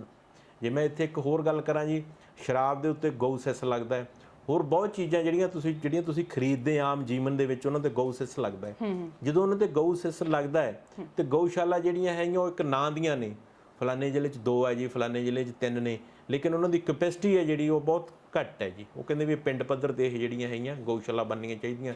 ਫਿਰ ਇੱਕ ਅਜਿਹੀ ਰਾਸ਼ਟਰੀ ਸੰਸਥਾ ਬਣਨੀ ਚਾਹੀਦੀ, ਉਹ ਕਹਿੰਦੇ ਨੈਸ਼ਨਲ ਸੰਸਥਾ ਬਣਨੀ ਚਾਹੀਦੀ ਹੈ ਜਿਹੜੀ ਕਿਸਾਨਾਂ ਦੀਆਂ ਮੁਸ਼ਕਲਾਂ ਨੂੰ ਜਿਹੜੀਆਂ ਉਹਨਾਂ ਨੂੰ ਸੁਣ ਸਕੇ। ਫਿਰ ਇਹਦੇ ਵਿੱਚ ਜਿਹੜੀ ਗਰੀਬਾਂ ਲਈ ਮਤਲਬ ਕਿ ਸਕੀਮ ਚੱਲੀ ਹੈ ਨਰੇਗਾ ਸਕੀਮ ਜੀ। ਫਿਰ ਉਹ ਕਹਿੰਦੇ ਵੀ ਜਿਹੜੀ ਡਾਈਵਰਸੀਫਿਕੇਸ਼ਨ ਹੈ, ਇਹਦੀ ਮਿੱਟੀ ਟੈਸਟਿੰਗ, ਇਹਦੀਆਂ ਜਿਹੜੀਆਂ ਲੈਬ ਦੇ ਪੂਰੇ ਪ੍ਰਬੰਧ, ਇਹਦੀ ਟੈਕਨੋਲੋਜੀ ਦੇ ਪੂਰੇ ਪ੍ਰਬੰਧ, ਮਤਲਬ ਕਿ ਬੜੀਆਂ ਗੱਲਾਂ ਜਿਹੜੀਆਂ ਸਵਾਮੀਨਾਥਨ ਦੀ ਇੱਕ ਰਿਪੋਰਟ ਨਾਲ ਹੱਲ ਹੁੰਦੀਆਂ ਨੇ। ਉਹ ਕਹਿੰਦੇ ਵੀ ਜਿਹੜੀ ਉਪਜਾਊ ਜ਼ਮੀਨ ਹੈ ਉਹ ਕਹਿੰਦੇ ਵੀ ਸਰਕਾਰ ਐਕਵਾਇਰ ਨਹੀਂ ਕਰ ਸਕਦੀ ਉਹਨੂੰ। ਜਿੱਦਾਂ ਜੇ ਹੁਣ ਮੈਂ ਐਗਜ਼ਾਮਪਲ ਇਹਦੇ ਵਿੱਚ ਇੱਕ ਦੇ ਦਿਆਂ ਵੀ ਜਿੱਦਾਂ ਹੁਣ ਉਹ ਰੋਡ ਦਾ ਇੱਕ ਰੌਲਾ ਪੈ ਰਿਹਾ ਹੈ ਭਾਰਤ ਮਾਲਾ ਪ੍ਰੋਜੈਕਟ ਦੇ ਅੰਦਰ ਜਿਹੜੀਆਂ ਬਣ ਰਹੀਆਂ, ਜਿਹਦਾ YPS ਚੌਂਕ 'ਚ ਪਟਿਆਲੇ ਧਰਨਾ ਲੱਗਿਆ ਹੋਇਆ ਇਸ ਤਰ੍ਹਾਂ। ਜੇਕਰ ਸਵਾਮੀਨਾਥਨ ਦੀ ਰਿਪੋਰਟ ਲਾਗੂ ਹੋਈ ਹੁੰਦੀ ਤਾਂ ਉਹ ਜਿਹੜੀ ਰੋਡ ਹੈ ਉਹ ਨਹੀਂ ਨਿਕਲਣੀ ਸੀ ਕਿਸਾਨਾਂ ਦੀ ਮਰਜ਼ੀ ਤੋਂ ਬਿਨਾਂ। ਕਿਉਂ? ਕਿਉਂਕਿ ਸਵਾਮੀਨਾਥਨ ਰਿਪੋਰਟ ਦੇ ਵਿੱਚ ਲਿਖਿਆ ਇਹ ਵੀ ਜਿਹੜੀ ਉਪਜਾਊ ਜ਼ਮੀਨ ਹੈ ਉਹਨੂੰ ਉਹਦੇ ਤੇ ਤੁਸੀਂ ਇੰਡਸਟਰੀ ਨਹੀਂ ਲਾ ਸਕਦੇਗੇ, ਉਹਦੇ ਤੇ ਉਪਜਾਊ ਜ਼ਮੀਨ 'ਚ ਤੁਸੀਂ ਰੋਡ ਨਹੀਂ ਨਿਕਾਲ ਸਕਦੇਗੇ। ਅੱਜ ਜੇ ਉਹ ਰਿਪੋਰਟ ਲਾਗੂ ਹੋਈ ਹੁੰਦੀ ਤਾਂ ਉਹਨਾਂ ਲੋਕਾਂ ਨੂੰ ਸੜਕਾਂ ਤੇ ਬੈਠਣ ਦੀ ਲੋੜ ਨਹੀਂ ਸੀਗੀ। ਫਿਰ ਜਿਹੜੀ ਇੰਡਸਟਰੀਜ਼ ਲੱਗ ਜਾਂਦੀਆਂ ਧੱਕੇ ਨਾਲ, ਉਹ ਵੀ ਨਹੀਂ ਲੱਗਣੀਆਂ ਸੀ, ਕਿਉਂਕਿ ਜੇ ਆਪਾਂ ਪੰਜਾਬ ਦੀ ਗੱਲ ਕਰੀਏ, ਪੰਜਾਬ 'ਚ ਤਾਂ ਕੋਈ ਰੋਡ ਹੀ ਹੈ ਨਹੀਂ ਇਹੋ ਜਿਹੀ ਜੀ, ਕੋਈ ਅਜਿਹੀ ਜ਼ਮੀਨ ਨਹੀਂ ਜਿਹੜੀ ਉਪਜਾਊ ਨਾ ਹੋਵੇ। ਫਿਰ ਉਹ ਕਹਿੰਦੇ ਵੀ ਜਿਹੜੀ ਸਿੰਚਾਈ ਦਾ ਸਾਧਨ ਹੈ, ਸਿੰਚਾਈ ਦੇ ਸਾਧਨ ਹੈ ਵੀ ਉਹ ਇੰਨੇ ਵਧੀਆ ਢੰਗ ਨਾਲ ਹੋਣੇ ਚਾਹੀਦੇ ਹੈ ਵੀ ਜਦੋਂ ਬਾਰਿਸ਼ਾਂ ਦਾ ਪਾਣੀ ਉਹਦੇ ਵਿੱਚ ਕੰਟਰੋਲ ਕਰਨਾ ਇਹ ਸਰਕਾਰ ਦੀ ਜ਼ਿੰਮੇਵਾਰੀ ਬਣਦੀ ਹੈ। ਉਸ ਤੋਂ ਬਾਅਦ ਉਹਨੂੰ ਲਿਫਟਿੰਗ ਕਰਕੇ ਜਿਹੜੀ ਸਾਈਡ ਦੇ ਵਿੱਚ ਨਹੀਂ ਹੈ ਉਧਰ ਉਹਨਾਂ ਨੂੰ ਪਾਣੀ ਦੇਣੇ ਚਾਹੀਦੇ। ਜੇ ਮੈਂ ਇਹਦੇ 'ਚ ਇੱਕ ਐਗਜ਼ਾਮਪਲ ਦੇ ਦਿਆਂ ਜੀ, ਜਿੱਦਾਂ ਤੁਸੀਂ ਸੁਣਦੇ ਹੋਵੋਗੇ ਹਰ ਸਾਲ ਮਤਲਬ ਕਿ ਸ਼ਾਇਦ ਖਨੌਰੀ ਕੋਲੇ, ਸਮਾਣਾ, ਪਾਤੜਾਂ, ਇਧਰ ਲੋਕ ਬੜੇ ਪ੍ਰਭਾਵਿਤ ਹੁੰਦੇ ਨੇ ਹਰ ਸਾਲ ਵੀ ਜਦੋਂ ਬਾਰਿਸ਼ਾਂ ਆਉਂਦੀਆਂ ਨੇ ਉਦੋਂ ਜਿਹੜੀ ਡਰੇਨ ਦੇ ਵਿੱਚ ਦੀ ਉਹ ਪਾਣੀ ਕੱਢਦੇ ਨੇ ਅੱਗੇ ਹਰਿਆਣੇ ਨੂੰ, ਉਹ ਸਾਫ਼ ਨਹੀਂ ਹੁੰਦੀ। ਪਿਛਲੇ 10 ਸਾਲਾਂ ਤੋਂ ਮੇਰਾ ਖਿਆਲ ਹੈ, ਮੈਂ ਸੁਣਿਆ ਸੀਗਾ ਸ਼ਾਇਦ ਮੀਡੀਆ ਰਾਹੀਂ, ਉਸ ਜਿਹੜੇ ਪ੍ਰਭਾਵਿਤ ਲੋਕ ਨੇ ਉਹਨਾਂ ਦੇ ਪਿਛਲੇ 8-10 ਸਾਲਾਂ ਤੋਂ ਕੇਸ ਵੀ ਹਾਈ ਕੋਰਟ 'ਚ ਚੱਲ ਰਿਹਾ ਇਸ ਗੱਲ ਨੂੰ ਲੈ ਕੇ। ਉਹਨਾਂ ਚੀਜ਼ਾਂ ਦੇ ਨੇੜੇ ਸਰਕਾਰ, ਸਵਾਮੀਨਾਥਨ ਜੀ ਤਾਂ ਹੁਣ ਕਹਿੰਦੇ ਵੀ ਤੁਸੀਂ ਕੋਈ ਤਲਾਬ ਬਣਾਓ, ਕੋਈ ਉਹਨਾਂ ਦਾ ਸਿੰਚਾਈ ਦਾ ਸਿਸਟਮ ਬਣਾਓ, ਪਰ ਸਰਕਾਰ ਇਹ ਵੀ ਨਹੀਂ ਕਰ ਰਹੀਗੀ ਵੀ ਯਾਰ ਅਸੀਂ ਘੱਟੋ ਘੱਟ ਨਾਲਾ ਹੀ ਸਾਫ਼ ਕਰਾ ਦਈਏ, ਉਹ ਸੇਮ ਨਾਲਾ ਹੀ ਸਾਫ਼ ਕਰਾ ਦਈਏ। ਕਾਗਜ਼ਾਂ 'ਚ ਸਾਫ਼ ਹੋ ਜਾਂਦਾ ਹੈ ਲੇਕਿਨ ਉਹ ਹੁੰਦਾ ਨਹੀਂਗਾ। ਇਸ ਕਰਕੇ ਇਹ ਸਵਾਮੀਨਾਥਨ ਨੇ ਸਿੰਚਾਈ ਦੀਆਂ ਇਹ ਬੜੀਆਂ ਗੱਲਾਂ ਨੇ ਜੀ, ਨਿੱਕੀਆਂ ਨਿੱਕੀਆਂ ਜਿਹੜੀਆਂ ਕਿਸਾਨਾਂ ਨੂੰ ਪਲੱਸ ਉਹਦਾ ਹੋਰ ਵਰਗਾਂ ਨੂੰ ਫਾਇਦਾ ਹੋਣਾ। ਜੇਕਰ ਸਵਾਮੀਨਾਥਨ ਰਿਪੋਰਟ ਲਾਗੂ ਹੋਈ ਹੁੰਦੀ ਤਾਂ ਅੱਜ ਜਿਹੜੇ ਆਪਣੇ ਕਿਸਾਨ ਨੇ ਜਿਹੜੇ ਦਿੱਲੀ ਦੀਆਂ ਬਰੂਹਾਂ ਤੇ ਬੈਠੇ ਨੇ ਉਹਨਾਂ ਨੂੰ ਘੱਟੋ ਘੱਟ MSP ਗਰੰਟੀ ਵਾਲੀ ਗੱਲ ਮੰਗਣ ਦੀ ਤਾਂ ਜ਼ਰੂਰਤ ਨਹੀਂ ਪੈਣੀ ਸੀ, ਕਿਉਂਕਿ ਪਹਿਲਾਂ ਹੀ ਇਹਦੇ ਵਿੱਚ ਹੈ। ਇਸ ਚੀਜ਼ ਨੂੰ ਬਿਲਕੁਲ ਵੀ ਆਪਣੇ ਦੇਸ਼ 'ਚ ਇਸ ਟਾਈਮ ਤੇ ਫੋਲੋ ਨਹੀਂ ਕੀਤਾ ਜਾ ਰਿਹਾ। ਸਵਾਮੀਨਾਥਨ ਰਿਪੋਰਟ ਦੇ ਇੰਨੇ ਫਾਇਦੇ ਜੋ ਤੁਸੀਂ ਗਿਣਾਏ, ਫੋਲੋ ਦੀ ਗੱਲ ਹੁਣ ਤੁਸੀਂ ਸੁਣ ਲਓ। 2006 ਦੇ ਵਿੱਚ ਇਹ ਰਿਪੋਰਟ ਤਿਆਰ ਹੋਈ। ਇਹ ਰਿਪੋਰਟ ਤੇ 450 ਲੱਖ ਰੁਪਇਆ ਖਰਚ ਹੋਇਆ ਜੀ। ਓਕੇ, ਤੁਸੀਂ ਆਪਦੀ ਗੱਡੀ 'ਚ ਪੈਟਰੋਲ ਵੀ ਪਵਾਇਆ ਹੋਣਾ, ਤੁਸੀਂ ਕਦੇ ਕੋਈ ਹੋਰ ਚੀਜ਼ ਘਰ ਦੇ ਸਮਾਨ ਵੀ ਖਰੀਦਦੇ ਆ ਜੀ। ਉਹਦੇ ਵਿੱਚੋਂ ਜਿਹੜਾ ਟੈਕਸ ਕੱਟਿਆ ਗਿਆ ਤੁਹਾਡਾ, ਉਹਦੇ ਵਿੱਚੋਂ 25, 10 ਰੁਪਈਆ, 2 ਰੁਪਈਏ, 10 ਰੁਪਈਏ, 100 ਰੁਪਈਆ ਤੁਹਾਡਾ ਇਹ 450 ਲੱਖ ਰੁਪਈਆ ਜਿਹੜਾ ਖਰਚ ਹੋਇਆ ਉਹਦੇ ਤੇ ਨਹੀਂ ਵੀ ਗਿਆ ਹੋਣਾ ਟੈਕਸ ਦੇ ਰੂਪ 'ਚ। ਇੰਨਾ ਰੁਪਈਆ ਸਰਕਾਰ ਨੇ ਖਰਚ ਕਰਾਤਾ ਜੀ। 2010 ਦੇ ਵਿੱਚ ਇੱਕ working committee chief minister of agriculture production ਬਣੀ ਸੀਗੀ, ਜਿਹੜੀ ਸੀਗੀ ਮੁੱਖ ਮੰਤਰੀ ਹਰਿਆਣੇ ਦਾ ਸੀਗਾ, ਹੁੱਡਾ ਕਮੇਟੀ ਦਾ ਨਾਮ ਦਿੱਤਾ ਗਿਆ ਸੀ। ਠੀਕ ਹੈ। ਉਹਨਾਂ ਨੇ ਵੀ ਇਹ ਰਿਪੋਰਟ 2010 ਦੇ ਵਿੱਚ ਇਹ ਕਹਿਤਾ ਵੀ ਹਾਂ ਇਹ ਲਾਗੂ ਹੋਣੀ ਚਾਹੀਦੀ ਹੈ। ਸਰਕਾਰ ਨੇ ਫਿਰ ਵੀ ਲਾਗੂ ਨਹੀਂ ਕੀਤੀ ਗਈ। 2006 ਤੋਂ ਲੈ ਕੇ ਜੀ 2021 ਆ ਗਿਆ ਜੀ। ਬਹੁਤ ਥੋੜੇ ਦਿਨਾਂ ਨੂੰ, ਸਤੰਬਰ ਮਹੀਨੇ ਦੇ ਵਿੱਚ ਇਹਨੂੰ 15 ਸਾਲ ਹੋ ਜਾਣਗੇ ਇਸ ਰਿਪੋਰਟ ਨੂੰ ਤਿਆਰ ਪਈ ਨੂੰ। ਜੇ ਪੰਜਾਬੀ ਦੀ ਇੱਕ ਕਹਾਵਤ ਹੈ ਜੀ, 12 ਸਾਲਾਂ ਬਾਅਦ ਕਹਿੰਦੇ ਰੂੜੀ ਦੀ ਸੁਣੀ ਜਾਂਦੀ ਹੈ, ਲੇਕਿਨ ਜਿਹੜੀ ਕਿਸਾਨਾਂ ਦੀ ਹੈ, ਕਿਸਾਨਾਂ ਲਈ ਜਿਹੜੀ ਫਾਇਦੇਮੰਦ ਰਿਪੋਰਟ ਸੀਗੀ ਸਵਾਮੀਨਾਥਨ, ਉਹਦੀ 15 ਸਾਲਾਂ 'ਚ ਵੀ ਨਹੀਂ ਸੁਣੀ ਗਈ। ਕਿ ਦੇਸ਼ ਦੀ ਆਜ਼ਾਦੀ ਵਾਲੇ ਦਿਨ, ਆਜ਼ਾਦੀ ਤੋਂ ਥੋੜੇ ਦਿਨ ਬਾਅਦ 'ਚ ਇਹਨੂੰ 15 ਸਾਲ ਹੋ ਜਾਣਗੇ ਜੀ ਪੂਰੇ ਜੀ। ਇਸ ਚੀਜ਼ ਨੂੰ ਹੁਣ ਇੰਪਲੀਮੈਂਟ ਕਰਨ 'ਚ ਕੀ ਪ੍ਰੋਬਲਮ, ਔਰ ਤੁਹਾਨੂੰ ਸੁਪਰੀਮ ਕੋਰਟ ਕਿਉਂ ਜਾਣਾ ਪਿਆ? ਅਸੀਂ ਨਾ ਜੀ ਇੱਦਾਂ, ਅਸੀਂ ਤਾਂ ਜਿਹੜਾ ਪਹਿਲਾਂ ਨਾ ਜੀ ਜਦੋਂ ਕਿਸਾਨਾਂ ਦੀਆਂ ਸੁਸਾਈਡ ਬਹੁਤ ਹੋ ਰਹੀਆਂ ਸੀ ਜੀ, ਖਾਸ ਕਰਕੇ ਪੰਜਾਬ 'ਚ ਜੀ। ਰੋਜ਼ਾਨਾ ਜਦੋਂ ਸਵੇਰੇ ਕੋਈ ਨਾ ਕੋਈ ਅਖਬਾਰ ਚੱਕਦੀ ਜੋ ਤੇ ਇੱਕ ਫੋਟੋ ਲੱਗੀ ਪਈ ਹੁੰਦੀ ਸੀ, ਅੱਜ ਫਲਾਣੇ ਥਾਂ ਕਿਸਾਨ, ਫਲਾਣੇ ਥਾਂ ਕਿਸਾਨ ਜੀ। ਪੰਜਾਬ ਦਾ ਇੱਕ ਪਿੰਡ ਹੈ ਜੀ ਬੱਲਰਾਂ ਜੀ, ਜਿਹੜਾ ਸੰਗਰੂਰ ਜ਼ਿਲ੍ਹੇ 'ਚ ਪੈਂਦਾ ਹੈ। ਉਸ ਪਿੰਡ ਦੀਆਂ ਸਭ ਤੋਂ ਵੱਧ ਮੌਤਾਂ ਹੋਈਆਂ। ਸਾਨੂੰ ਪਤਾ ਲੱਗਿਆ, ਸਾਨੂੰ ਜਦੋਂ ਪਤਾ ਲੱਗਿਆ ਅਸੀਂ ਵੀ ਉੱਥੇ ਗਏ ਜੀ। ਅਸੀਂ ਜਾ ਕੇ ਉੱਥੇ ਕਈ ਘਰਾਂ ਨੂੰ ਮਿਲੇ। ਕਈ ਘਰਾਂ ਦੇ ਵਿੱਚ, ਪਰਿਵਾਰ ਦੇ ਵਿੱਚ 2-2, 3-3 ਮੈਂਬਰ ਜਿਹੜੇ ਹੈਗੇ ਆ ਸੁਸਾਈਡ ਕਰ ਗਏ ਆ। ਔਰ ਬੜੀ ਹੈਰਾਨੀ ਦੀ ਗੱਲ ਹੈ ਜੀ, ਭਗਵੰਤ ਮਾਨ ਜਿਹੜੇ ਬੜੇ ਮੁੱਦੇ ਉਠਾਉਂਦੇ ਨੇ ਜੀ ਲੋਕਾਂ ਦੇ ਜੀ, ਉਹ ਬੜਾ ਸ਼ੋਰ ਸ਼ਰਾਬਾ ਕਰਦੇ ਨੇ ਜੀ, ਬੜੇ ਕਮੈਂਟ ਕਰਦੇ ਆ ਸੱਜੀਆਂ ਖੱਬੀਆਂ ਪਾਰਟੀਆਂ ਤੇ ਜਾਂ ਹੋਰ ਗੱਲਾਂ ਤੇ, ਪਰ ਉਹਨਾਂ ਦੀ ਖੁਦ ਦੀ MP ਹਲਕੇ ਦੇ ਵਿੱਚ ਪਿੰਡ ਪੈਂਦਾ ਬੱਲਰਾਂ ਜੀ। ਮੇਰੇ ਕੋਲ ਲਿਸਟ ਹੈ ਜੀ, ਜੇ ਤੁਸੀਂ ਦੇਖਣੀ ਹੈ ਤਾਂ ਦੇਖ ਸਕਦੇ। ਆਹ ਲਿਸਟ ਹੈ, ਇਹਦੇ 'ਚ ਜਿੰਨੇ ਪਿੰਡ ਤੁਹਾਨੂੰ ਮਿਲਣਗੇ ਬੱਲਰਾਂ ਆਹ ਪਿੰਡਾਂ ਦੇ ਨਾਂ ਲਿਖੇ ਜੀ ਇੱਧਰ। ਹਾਂਜੀ, ਆਹ ਬੰਦਿਆਂ ਦੇ ਨਾਂ ਲਿਖੇ, ਆਹ ਵਜ੍ਹਾ ਲਿਖੀ ਹੈ ਕਿਉਂ ਮਰੇ ਹੈ, ਆਹ ਸਾਰੇ ਪਿੰਡਾਂ ਦੇ ਇੱਧਰ ਨਾਂ ਪੜ੍ਹ ਲਓ ਥੱਲੇ ਤੱਕ, ਬੱਲਰਾਂ ਲਿਖੇ ਇੱਧਰ ਵੀ ਦੇਖ ਲਓ ਜੀ। ਸਭ ਤੋਂ ਵੱਧ ਜਿਹੜੀਆਂ ਸੁਸਾਈਡ ਆ ਉੱਥੇ ਹੋਈਆਂ ਸੀ। ਅਸੀਂ ਉੱਥੇ ਜਾ ਕੇ ਵਿਜ਼ਿਟ ਕੀਤਾ, ਅਸੀਂ 2-4 ਫੈਮਲੀਆਂ ਨੂੰ ਮਿਲੇ। ਉਸ ਤੋਂ ਬਾਅਦ ਸਾਡੇ ਮਨ ਨੂੰ ਵੀ ਲੱਗਿਆ ਯਾਰ ਕਿਸਾਨਾਂ ਦੇ ਬੱਚੇ ਯਾਰ ਕੁਛ ਤਾਂ ਹੋਣਾ ਚਾਹੀਦਾ। ਉਸ ਤੋਂ ਬਾਅਦ ਅਸੀਂ ਮਨ ਦੇ ਨਾਲ ਸੋਚਿਆ ਵੀ ਇਹਦੇ ਲਈ ਹੋ ਕੀ ਸਕਦਾ। ਫਿਰ ਅਸੀਂ ਸਵਾਮੀਨਾਥਨ ਰਿਪੋਰਟ ਦੀ ਜਿਹੜੀ ਗੱਲ ਆ ਉਹ ਦਿਮਾਗ ਦੇ ਵਿੱਚ ਆਈ ਜੀ। ਪਰ ਹੁੰਦਾ ਕੀ ਸੀ, ਜਦੋਂ ਡਾਟਾ ਚੈੱਕ ਕੀਤਾ ਜੀ, ਸਵਾਮੀਨਾਥਨ ਰਿਪੋਰਟ ਤੇ ਬਹੁਤ ਸਾਰੀਆਂ PAL ਪਹਿਲਾਂ ਪੈ ਚੁੱਕੀਆਂ ਸੀ ਤੇ ਉਹ ਰਿਜੈਕਟ ਵੀ ਹੋ ਚੁੱਕੀਆਂ ਸੀਗੀਆਂ। ਫਿਰ ਅਸੀਂ ਸੋਚਿਆ ਯਾਰ ਵੀ ਜੇਕਰ ਇਹ PAL ਪਾਈ ਤਾਂ ਪਹਿਲੇ ਪੁਆਇੰਟ ਤੇ ਉਹ ਰਿਜੈਕਟ ਹੋ ਜੂਗੀ। ਫਿਰ ਅਸੀਂ ਇਹ PAL ਨਹੀਂ ਪਾਈ ਜੀ ਵੀ ਸਵਾਮੀਨਾਥਨ ਦੀ ਰਿਪੋਰਟ ਨੂੰ ਲਾਗੂ ਕੀਤਾ ਜਾਵੇ। ਅੱਛਾ ਜੀ। ਫਿਰ ਮੇਰੇ ਹਰ ਟਾਈਮ ਉਹ ਬੱਚੀ ਦਿਮਾਗ 'ਚ ਆਉਂਦੀ ਰਹਿੰਦੀ ਸੀ। ਜਦੋਂ ਬੱਲਰਾਂ ਪਿੰਡ ਗਏ ਜੀ, ਅਸੀਂ ਉੱਥੇ ਜਾ ਕੇ ਇੱਕ ਘਰੇ, ਹੁਣ ਤਾਂ ਕਾਫੀ ਟਾਈਮ ਹੋ ਗਿਆ ਜੀ ਉਸ ਗੱਲ ਨੂੰ, ਤੇ ਮੇਰਾ ਖਿਆਲ ਅੱਜ ਤਾਂ ਉਹ ਬੱਚੇ ਵੀ ਜਿਹੜੇ ਹੈਗੇ ਬਹੁਤ ਜਵਾਨ ਹੋ ਗਏ ਹੋਣਗੇ। ਜਦੋਂ ਉੱਥੇ ਇੱਕ ਘਰੇ ਗਏ ਜੀ, ਉਹ ਘਰ ਦੇ ਵਿੱਚ ਆਵਾਜ਼ ਮਾਰੀ, ਉਸ ਘਰ ਦੇ ਵਿੱਚ ਕੋਈ ਬੰਦਾ ਹੀ ਹੈ ਨਹੀਂ ਸੀਗਾ ਜੀ ਵੀ ਜਿਹੜਾ ਗੱਲ ਕਰ ਸਕੇ। ਉਹ ਛੋਟੀ ਜਿਹੀ ਬੱਚੀ ਆਈ, ਉਹ ਕਹਿੰਦੀ ਜੀ ਮੇਰੇ ਅੰਕਲ, ਮੇਰੇ ਪਾਪਾ ਕਹਿੰਦੀ ਸੁਸਾਈਡ ਕਰ ਗਏ ਜੀ। ਅਸੀਂ ਫਿਰ ਇਸ ਚੀਜ਼ ਨੂੰ ਨਾ ਜੀ, ਜਿਹੜਾ ਹੈਗਾ ਕਿਸਾਨਾਂ ਦੀਆਂ ਹੋਰ ਵੀ ਜਿਹੜੀਆਂ ਸੁਸਾਈਡ ਹੋ ਰਹੀਆਂ ਸੀਗੀਆਂ, ਇਹਦਾ ਅਸੀਂ ਸਾਰਾ ਜਿਹੜਾ ਡਾਟਾ ਇਕੱਠਾ ਕਰਕੇ ਅਸੀਂ ਸੁਪਰੀਮ ਕੋਰਟ ਦੇ ਵਿੱਚ PAL ਪਾਈ ਵੀ ਕਿਸਾਨਾਂ ਦੀ ਸੁਸਾਈਡ ਹੋ ਰਹੀ ਹੈ ਤੇ ਉਹਨੂੰ ਰੋਕਿਆ ਜਾਵੇ। ਸੁਪਰੀਮ ਕੋਰਟ ਕੀ ਕਰਦੀ ਹੈ ਜੀ, ਕੋਈ ਵੀ ਕੋਰਟ ਹੈ ਜਦੋਂ ਆਪਾਂ PAL ਪਾਉਣੇ ਆ ਜੀ, ਉਹਨਾਂ ਨੂੰ ਜੇ ਤਾਂ ਮੈਟਰ ਚੰਗਾ ਲੱਗੇ ਤਾਂ ਉਹ ਉਹਨੂੰ ਅੱਗੇ ਤੋਰ ਲੈਂਦੇ ਆ ਜੀ ਪ੍ਰੋਸੈਸ 'ਚ। ਜੇਕਰ ਨਾ ਚੰਗਾ ਲੱਗੇ ਤਾਂ ਕਈ ਵਾਰੀ ਉਹ 'ਤੇ ਕੋਸਟ ਵੀ ਲਾ ਦਿੰਦੇ, ਉਹਨੂੰ ਜੁਰਮਾਨਾ ਵੀ ਪਾ ਦਿੰਦੇ ਆ ਜੀ। ਚਲੋ ਸਾਡਾ ਮੈਟਰ ਐਸਾ ਸੀਗਾ ਵੀ ਸਾਨੂੰ ਪਤਾ ਸੀਗਾ ਵੀ ਅੱਗੇ ਜਿਹੜਾ ਹੈਗਾ ਇਹ ਤੁਰੂਗਾ, ਲੇਕਿਨ ਇੱਕ ਵਾਰੀ ਜਦੋਂ ਆਪਾਂ ਗੱਲ ਕਰਦੇ ਹਾਂ ਤਾਂ ਡਰਾਉਂਦੇ ਹੀ ਆ ਨਾ ਵੀ ਇਹਦੇ ਤੇ 2 ਲੱਖ 4 ਲੱਖ ਤੁਹਾਨੂੰ ਭਾਈ ਜੁਰਮਾਨਾ ਵੀ ਪੈ ਸਕਦਾ ਹੈ ਜੇ ਨਾ ਤੁਹਾਡਾ ਮੈਟਰ ਵਧੀਆ ਹੋਇਆ ਤਾਂ। ਵੀ ਸੌਖਾ ਰਸਤਾ ਨਹੀਂ ਹੈ ਸੁਪਰੀਮ ਕੋਰਟ ਜਾਣ ਦਾ। ਹਾਂ, ਸੌਖਾ ਰਸਤਾ ਨਹੀਂ ਹੈ ਜੀ, ਕਿਉਂਕਿ ਉੱਥੇ ਹੁੰਦਾ ਵੀ ਹਰੇਕ ਬੰਦਾ ਡਰ ਜਾਂਦਾ ਜੀ। ਅਗਲਾ ਕਹਿੰਦਾ ਯਾਰ ਜੇ ਐਵੇਂ ਜੁਰਮਾਨਾ ਪੈ ਪਾਤਾ ਸੁਪਰੀਮ ਕੋਰਟ ਨੇ। ਪਰ ਸਾਨੂੰ ਇਹ ਲੱਗਦਾ ਸੀਗਾ ਵੀ ਨਹੀਂ, ਇਹ ਮੈਟਰ ਵਧੀਆ ਹੈ ਵੀ ਕਿਸਾਨਾਂ ਦੀਆਂ ਸੁਸਾਈਡ ਹੋ ਰਹੀਆਂ ਤੇ ਕਿਸਾਨਾਂ ਦੀਆਂ ਸੁਸਾਈਡ ਨੂੰ ਰੋਕਿਆ ਜਾਵੇ। ਸੁਪਰੀਮ ਕੋਰਟ ਜਾਂ ਕੋਈ ਵੀ ਕੋਰਟ ਜਦੋਂ ਆਪਾਂ PAL ਪਾਉਣੀ ਹੈ ਜੀ, ਉਹ ਇੱਕ ਸੁਝਾਅ ਦੇ ਰੂਪ 'ਚ ਪੁੱਛਦੇ ਆ ਵੀ ਫਿਰ ਇਹ ਜਿਹੜੀਆਂ, ਜਦੋਂ ਸਾਨੂੰ ਸੁਪਰੀਮ ਕੋਰਟ ਨੇ ਸੁਝਾਅ 'ਚ ਪੁੱਛਿਆ ਵੀ ਇਹ ਜਿਹੜੀਆਂ ਸੁਸਾਈਡ ਹੋ ਕਿੱਦਾਂ ਰਹੀਆਂ ਹੈ ਤੇ ਰੁਕਣਗੀਆਂ ਕਿੱਦਾਂ, ਉਹ ਸੁਝਾਅ ਦੇ ਵਿੱਚ ਫਿਰ ਅਸੀਂ ਦੱਸਿਆ ਵੀ ਕਿਸਾਨਾਂ ਦਾ ਜਿਹੜਾ ਇਨਕਮ ਸੋਰਸ ਆ ਉਹ ਘਟ ਗਿਆ। ਕਿਸਾਨਾਂ ਦੀ ਇਨਕਮ ਸੋਰਸ ਘਟਣੇ ਕਰਕੇ ਜਿਹੜੇ ਹੈਗੇ ਆ ਉਹ ਸੁਸਾਈਡ ਕਰ ਰਹੇ ਨੇ, ਤੇ ਇਸ ਕਰਕੇ ਉਹਨਾਂ ਦਾ ਜਿਹੜਾ ਜੀਵਨ ਪੱਧਰ ਨੂੰ ਉੱਚਾ ਚੁੱਕਣ ਲਈ ਇੱਕ ਡਾਕਟਰ MS ਸਵਾਮੀਨਾਥਨ ਦੀ ਕਮੇਟੀ ਬਣੀ ਹੈ। ਤੇ ਉਹ ਕਮੇਟੀ ਨੂੰ ਜੇ ਲਾਗੂ ਕੀਤਾ ਜਾਵੇ ਤਾਂ ਮਤਲਬ ਕਿ ਜਿਹੜਾ ਹੈਗਾ ਇਹ ਸੁਸਾਈਡ ਰੁਕ ਸਕਦੀ ਹੈ। ਬੜਾ ਲੰਬਾ ਪ੍ਰੋਸੈਸ ਚੱਲਿਆ ਜੀ। ਪਹਿਲਾਂ ਸੁਪਰੀਮ ਕੋਰਟ ਨੂੰ ਪਹਿਲੇ ਪੁਆਇੰਟ ਤੇ ਕੇਂਦਰ ਸਰਕਾਰ ਨੂੰ ਨੋਟਿਸ ਕਰਤਾ ਜੀ। ਨੋਟਿਸ ਕਰਨ ਤੋਂ ਬਾਅਦ ਫਿਰ ਅਸੀਂ ਜਾਇਆ ਕਰੀਏ ਤੇ ਉਹਨਾਂ ਜਿਹੜੇ ਐਡਵੋਕੇਟ ਜਨਰਲ ਸੀ ਉਹ ਕੋਰਟ 'ਚ ਜਾ ਕੇ ਕਹਿ ਦਿਆ ਕਰਨ, ਕੇਂਦਰ ਸਰਕਾਰ ਦੇ 7-8 ਵਕੀਲ ਹੁੰਦੇ ਸੀਗੇ, ਕਹਿ ਦਿਆ ਕਰਨ ਜੀ ਅੱਜ ਅਸੀਂ ਰਿਕਾਰਡ ਨਹੀਂ ਪੇਸ਼ ਕਰ ਸਕੇਗੇ, ਸਾਡਾ ਉਹ ਪ੍ਰੋਬਲਮ ਸੀ, ਉਹ ਸੀਗੀ। ਫਿਰ ਤਰੀਕ ਪੈ ਜਾ ਕਰੀ ਜੀ, ਮਹੀਨੇ ਬਾਅਦ ਫਿਰ ਜਾਇਆ ਕਰੀਏ। ਐਦਾਂ ਇਹ ਸਿਲਸਿਲਾ ਜੀ ਜਿਹੜਾ ਹੈਗਾ ਚੱਲਦਾ ਰਿਹਾ ਜੀ। ਐਦਾਂ ਸਿਲਸਿਲਾ ਚੱਲਣ ਤੋਂ ਬਾਅਦ ਫਿਰ ਮੈਂ ਇੱਕ ਜਿਹੜਾ ਸਾਡਾ ਵਕੀਲ ਸੀਗਾ ਉਹ ਕਹਿੰਦਾ ਵੀ ਯਾਰ ਸੀਨੀਅਰ ਵਕੀਲ ਤੋਂ ਕਹਿੰਦਾ ਆਪਾਂ ਕਹਿੰਦਾ ਕਿ ਵੀ ਥੋੜ੍ਹੀ ਜਿਹੀ ਰਾਏ ਲੈ ਲਈਏ। ਕਹਿੰਦਾ ਵੀ ਸੀਨੀਅਰ ਵਕੀਲ, ਚਲੋ ਮੈਂ ਉਹ ਵਕੀਲ ਦਾ ਨਾਂ ਨਹੀਂ ਲੈਂਦਾ ਗਾ ਜੀ, ਵੈਸੇ ਬਹੁਤ ਫੇਮਸ ਨੇ ਵਕੀਲ।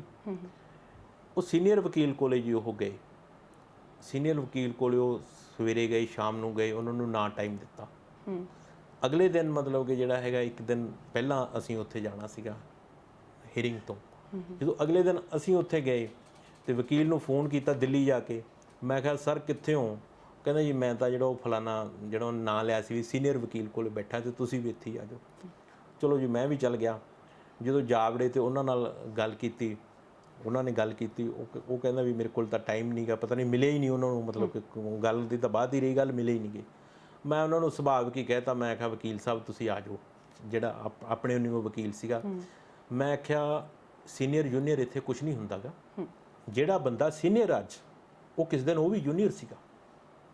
ਮੈਂ ਕਿਹਾ ਸੀਨੀਅਰ ਤੁਹਾਡੀ ਸ਼ਕਲ ਨੇ ਨਹੀਂ ਬਣਾਉਣਾ ਗਾ, ਮੈਂ ਜੇ ਆਪਣੇ 'ਚ ਦਮ ਹੋਇਆ, ਆਪਣੇ 'ਚ ਕਰੰਟ ਹੋਇਆ, ਆਪਣੀ ਗੱਲ ਨੇ ਸੀਨੀਅਰ ਜੂਨੀਅਰ ਬਣਾਉਣਾ ਹੈ ਤੇ ਤੁਸੀਂ ਇਹਨੂੰ ਮਤਲਬ ਕਿ ਜਿਹੜਾ ਹੈਗਾ ਉਹ ਕਰੋ। ਕੁਛ ਗੱਲਾਂ ਨਾ ਜੀ ਦਿੱਲੀ ਵਾਲੇ ਜਿਹੜੇ ਵਕੀਲ ਨੇ ਉਹਨੂੰ ਜਿਹੜੀਆਂ ਆਪਣੀ ਗਰਾਊਂਡ ਜ਼ੀਰੋ ਤੇ ਗੱਲਾਂ ਉਹ ਨਹੀਂ ਸਮਝ ਆਉਂਦੀਆਂ ਹੁੰਦੀਆਂ। ਫਿਰ ਮੈਂ ਉਹਨਾਂ ਨੂੰ ਗੱਲਾਂ ਐਕਸਪਲੇਨ ਕੀਤੀਆਂ, ਉਹਨਾਂ ਨੂੰ ਮੈਂ ਸਮਝਾਈਆਂ। ਮੈਂ ਸਭ ਤੋਂ ਪਹਿਲਾ ਪੁਆਇੰਟ ਇਹ ਹੈ ਮੈਂ ਵੀ 350 ਕਿਲੋਮੀਟਰ ਤੋਂ ਉੱਪਰ ਜਿਹੜਾ ਰਸਤਾ ਬਣ ਜਾਂਦਾ ਜਦੋਂ ਅਸੀਂ ਆਉਣੇ ਆ, ਸਾਡੇ 3 ਦਿਨ ਖਰਾਬ ਹੋ ਜਾਂਦੇ ਇੱਥੇ, ਤੇ ਵਕੀਲ ਸਾਹਿਬ ਤੁਸੀਂ ਇਹਦੇ ਤੇ ਨਾ ਕੁਛ ਜਿਹੜਾ ਹੈਗਾ ਕਰੋ। ਉਹਦੇ ਤੋਂ ਬਾਅਦ ਜੀ ਜਦੋਂ ਉਹਨਾਂ ਨੇ ਕੀਤਾ, ਸੁਪਰੀਮ ਕੋਰਟ ਥੋੜ੍ਹੀ ਜਿਹੀ ਸਖਤ ਹੋਈ। ਸੁਪਰੀਮ ਕੋਰਟ ਜਦੋਂ ਸਖਤ ਹੋਈ, ਉਹਨਾਂ ਨੇ ਫੇਰ ਆ ਕੇ ਜਿਹੜੀ ਪਿੰਕੀ ਆਨੰਦਾ ਪਿੰਕੀ ਆਨੰਦਾ ਉਸ ਟਾਈਮ ਦੀ ਸੀਗੀ ਜਿਹੜੀ ਐਡਵੋਕੇਟ ਸਰਕਾਰ ਰਨਿੰਗ ਜੀ, ਠੀਕ ਹੈ ਜੀ, ਉਹ ਕਹਿੰਦੀ ਜੀ, ਕਹਿੰਦੀ ਜਿਹੜਾ ਇਹਨਾਂ ਨੇ ਕਹਿੰਦੀ ਵੀ ਅੰਕੜਾ ਪੇਸ਼ ਕੀਤਾ ਹੈ ਉਹ ਗਲਤ ਕਹਿੰਦੀ ਪੇਸ਼ ਕੀਤਾ, ਕਹਿੰਦੀ ਵੀ ਸੁਸਾਈਡ ਤਾਂ ਜਿਹੜੀਆਂ ਹੈਗੀਆਂ ਵੀ ਕੰਮ ਹੋ ਚੁੱਕੀਆਂ ਆ, ਇਹਦੇ 'ਚ ਵੀ ਲਿਖਿਆ ਹੈ ਉਹਨਾਂ ਨੇ। ਉਸ ਤੋਂ ਬਾਅਦ ਅਸੀਂ ਕਿਹਾ ਜੀ ਅਸੀਂ ਅੰਕੜਾ ਉਹ ਪੇਸ਼ ਕੀਤਾ ਹੈ ਜਿਹੜਾ ਸਾਬਕਾ ਖੇਤੀਬਾੜੀ ਮੰਤਰੀ ਨੇ ਹਿੰਦੁਸਤਾਨ ਦੀ ਸੰਸਦ 'ਚ ਮੰਨਿਆ। ਜਾਂ ਤਾਂ ਉਹ ਖੇਤੀਬਾੜੀ ਮੰਤਰੀ ਹਿੰਦੁਸਤਾਨ ਦੀ ਸੰਸਦ 'ਚ ਝੂਠ ਬੋਲ ਰਿਹਾ ਸੀਗਾ, ਉਹਦੇ ਦੇ ਨਾਲ ਹੀ ਅਸੀਂ ਜਿਹੜਾ NCRB ਦਾ ਅੰਕੜਾ ਹੈ ਉਹ ਵੀ ਸਰਕਾਰੀ ਅੰਕੜਾ ਉਹ ਪੇਸ਼ ਕੀਤਾ ਹੈ। ਫਿਰ ਜਾਂ ਤਾਂ ਇਹ ਦੋਨੇ ਬੰਦੇ ਝੂਠੇ ਆ ਜੇ ਅਸੀਂ ਅੰਕੜਾ ਪੇਸ਼ ਕੀਤਾ ਤਾਂ। ਦੂਜੀ ਗੱਲ ਸਾਡਾ ਕੁਐਸਚਨ ਤਾਂ ਇਹ ਹੈ ਵੀ ਇੱਕ ਦੀ ਵੀ ਮੌਤ ਕਿਉਂ ਹੁੰਦੀ ਹੈ, ਇੱਕ ਦੀ ਵੀ ਸੁਸਾਈਡ ਕਿਉਂ ਹੁੰਦੀ ਹੈ। ਥੋੜਾ ਜਿਹਾ ਸੁਪਰੀਮ ਕੋਰਟ ਉਹ ਹੋਈ ਸਖਤ ਹੋਈ ਜੀ, ਉਹਨਾਂ ਨੇ ਫਿਰ ਜਿਹੜਾ ਹਲਫਨਾਮਾ ਦਾਇਰ ਕਰਨਾ ਸੀਗਾ ਜੀ, ਉਹ ਹਲਫਨਾਮਾ ਉਹਨਾਂ ਨੇ ਜਿਹੜਾ ਹੈਗਾ ਫਿਰ ਇੱਕ ਦੋ ਵਾਰੀ ਇਦਾਂ ਹੀ ਟਪਾਤਾ ਜੀ।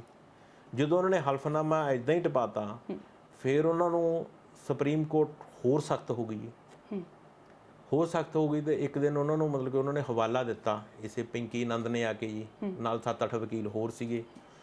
ਇਹ ਕਹਿੰਦੇ ਜੀ ਇਸ ਤਰ੍ਹਾਂ ਛੁੱਟੀਆਂ ਚੱਲ ਰਹੀਆਂ ਸੀਗੀਆਂ ਤੇ ਕਹਿੰਦੇ ਤਾਂ ਕਰਕੇ ਮਤਲਬ ਕਿ ਜਿਹੜਾ ਹੈਗਾ ਹੈ ਅਸੀਂ ਉਹ ਇਹਦਾ ਹਲਫਨਾਮਾ ਨਹੀਂ ਪੇਸ਼ ਕਰ ਸਕੇ। ਅਸੀਂ ਕਿਹਾ ਜੀ ਇਹੀ ਤਾਂ ਪ੍ਰੋਬਲਮ ਹੈ ਵੀ ਸੀਰੀਅਸ ਹੀ ਨਹੀਂ ਕਿਸਾਨਾਂ ਪ੍ਰਤੀ, ਕਿਸਾਨਾਂ ਦੇ ਇਹਨਾਂ ਨੂੰ ਇਉਂ ਵੀ ਸੁਸਾਈਡ ਕਰੀ ਜਾਣ, ਕੋਈ ਪ੍ਰੋਬਲਮ ਨਹੀਂ ਇਹਨਾਂ ਨੂੰ, 1 ਨਹੀਂ 2 ਨਹੀਂ 3 ਨਹੀਂ 8 ਨਹੀਂ 10 ਨਹੀਂ ਜਿੰਨੇ ਮਰਜ਼ੀ ਸੁਸਾਈਡ ਕਰੀ ਜਾਣ, ਇਹ ਸੀਰੀਅਸ ਹੀ ਨਹੀਂ ਗੀ। ਇਹੀ ਸਾਡਾ ਪੁਆਇੰਟ ਹੈ ਜੀ। ਉਹਦੇ ਤੋਂ ਬਾਅਦ ਮਤਲਬ ਕਿ ਸੁਪਰੀਮ ਕੋਰਟ ਹੋਰ ਸਖਤ ਹੋਈ, ਉਹਨਾਂ ਨੂੰ 25,000 ਰੁਪਏ ਦਾ ਜੁਰਮਾਨਾ ਉਹਨਾਂ ਨੂੰ ਲਾਇਆ। ਉਹਦੇ ਤੋਂ ਬਾਅਦ ਫਿਰ ਇਹ ਜਦੋਂ ਉਹਨਾਂ ਨੂੰ ਜੁਰਮਾਨਾ ਹੋਇਆ ਜੀ, ਉਦੋਂ ਬਾਅਦ ਫਿਰ ਆਪਣੇ ਦੇਸ਼ ਦੇ ਵਿੱਚ ਪ੍ਰਧਾਨ ਮੰਤਰੀ ਬੀਮਾ ਯੋਜਨਾ ਲਾਗੂ ਹੋਈ ਜੀ। ਇਸ ਟਾਈਮ ਪ੍ਰਧਾਨ ਮੰਤਰੀ ਕੌਣ ਸੀਗੇ ਜਦੋਂ ਇਹ ਤੁਹਾਡਾ ਕੇਸ ਜੁਰਮਾਨਾ ਹੋਇਆ? ਮੋਦੀ ਜੀ, ਮੋਦੀ ਜੀ।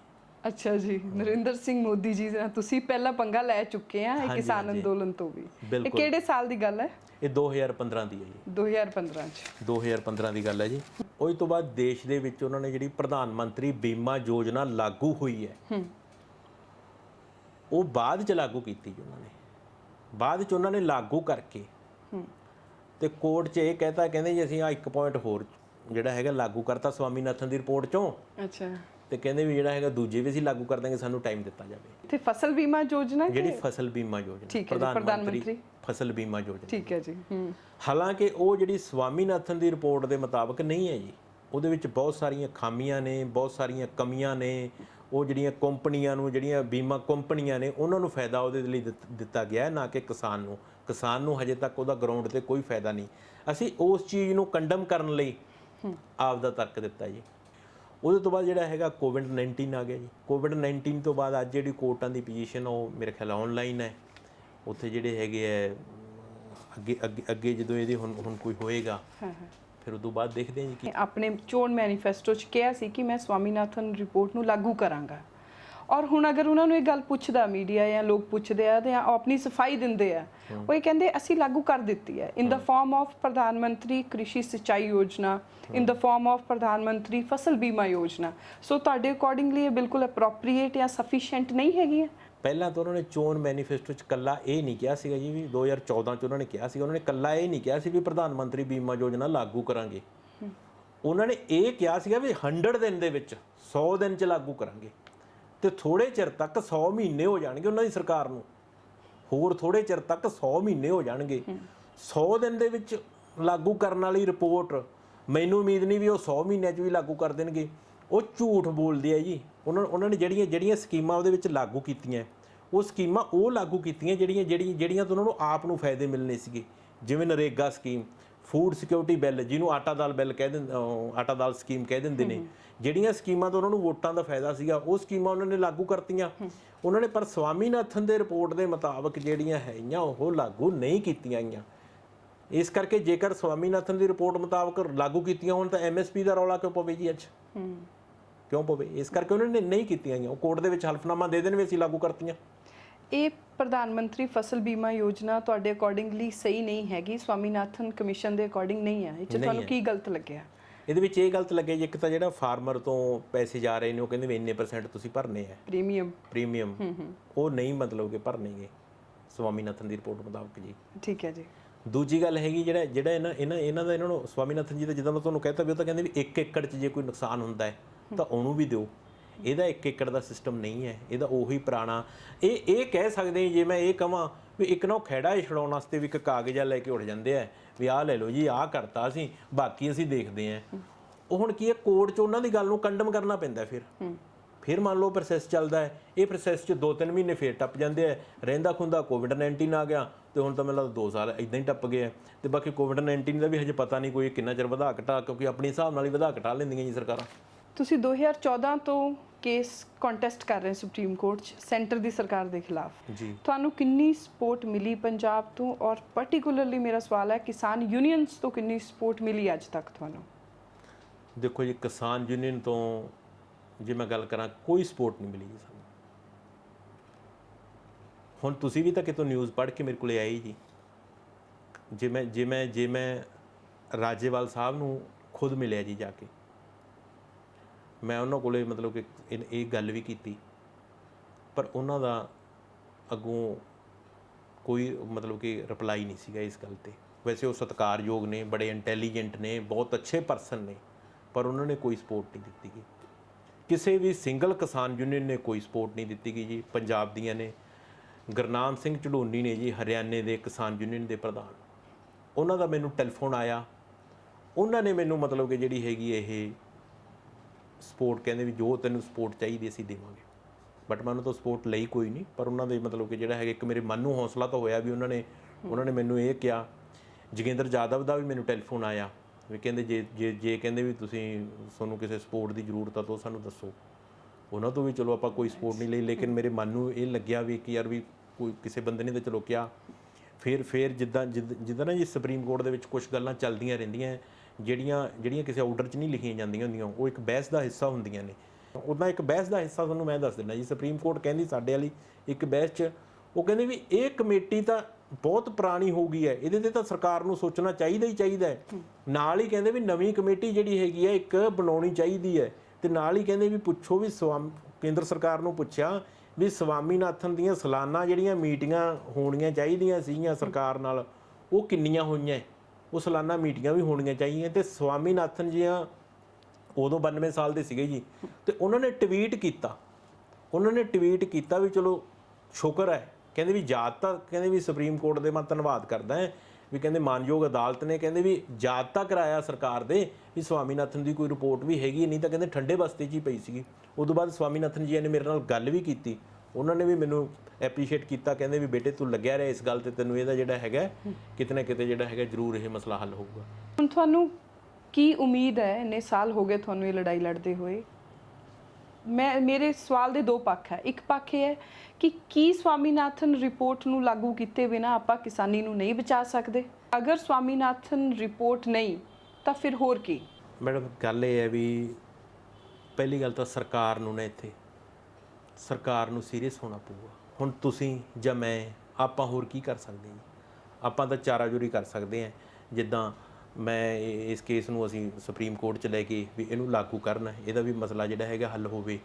ਤੇ ਜਿਹੜੀ ਰਹੀ ਗੱਲ ਸਰਕਾਰਾਂ ਦੀ, ਸਰਕਾਰਾਂ ਦਾ ਧਿਆਨ ਹੈ ਨਹੀਂਗਾ ਜੀ, ਬਿਲਕੁਲ ਸੀਰੀਅਸ ਨਹੀਂ। ਸਰਕਾਰਾਂ ਇੱਕ ਮਸ਼ੀਨ ਸਮਝ ਰਹੀਆਂ ਨੇ, ਮਸ਼ੀਨਰੀ ਸਮਝ ਰਹੀਆਂ ਨੇ ਕਿਸਾਨ ਨੂੰ, ਵੀ ਕਿਸਾਨ ਇੱਕ ਮਸ਼ੀਨਰੀ ਹੈ, ਵੀ ਮਸ਼ੀਨਰੀ ਜਿੱਦਾਂ ਦਾਣੇ ਬਣਾ ਦਿੰਦੀ ਹੈ, ਹੜੰਬਾ ਕੋਈ ਕਹਿ ਲਓ ਜਾਂ ਕੰਬਾਈਨ ਕਹਿ ਲਓ, ਵੀ ਉਹਨਾਂ ਨੇ ਬਣਾ ਦੇਣੇ ਆ, ਅਸੀਂ ਇਹਨਾਂ ਨੂੰ ਖਾ ਲੈਂਦੇ ਹਾਂ।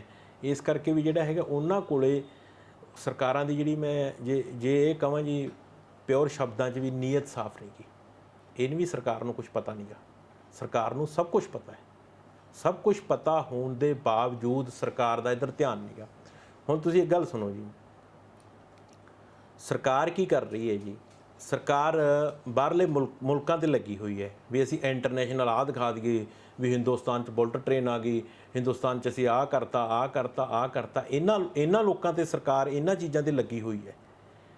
ਲੇਕਿਨ ਸਰਕਾਰ ਜਿਹੜੇ ਆਪਾਂ ਜੇ ਤੀਜੀ ਕਲਾਸ 'ਚ ਪੜ੍ਹਦੇ ਬੱਚੇ ਨੂੰ ਵੀ ਪੁੱਛ ਲਈਏ ਨਾ ਵੀ ਆਪਣੇ ਦੇਸ਼ ਦਾ ਮੁੱਖ ਕਾਰੋਬਾਰ ਕੀ ਹੈ, ਤਾਂ ਤੀਸਰੀ ਕਲਾਸ ਦਾ ਜਿਹੜਾ ਬੱਚਾ ਹੈ ਉਹ ਵੀ ਦੱਸ ਦੂਗਾ ਕਿ ਸਾਡੇ ਦੇਸ਼ ਦਾ ਜਿਹੜਾ ਮੁੱਖ ਕਾਰੋਬਾਰ ਉਹ ਐਗਰੀਕਲਚਰ ਹੈ। ਲੇਕਿਨ ਸਾਡੇ ਦੇਸ਼ ਦੀਆਂ ਸਰਕਾਰਾਂ ਨੂੰ ਨਹੀਂ ਪਤਾ ਇਸ ਗੱਲ ਦਾ। ਪਤਾ ਹੋਣ ਦੇ ਬਾਵਜੂਦ ਉਹ ਸਿਰਫ ਗੱਲ ਅਡਾਨੀਆਂ ਅਬਾਨੀਆਂ ਨੂੰ ਇਹਦਾ ਜਿਹੜਾ ਫਾਇਦਾ ਦੇਣਾ ਚਾਹੁੰਦੇ ਆ। ਹੈਪੀ ਮਾਨ ਜੀ, ਤੁਹਾਡਾ ਬਹੁਤ ਬਹੁਤ ਥੈਂਕ ਯੂ, ਤੁਸੀਂ ਆਪਣਾ ਟਾਈਮ ਦਿੱਤਾ। Thank you so much sir. Thank you.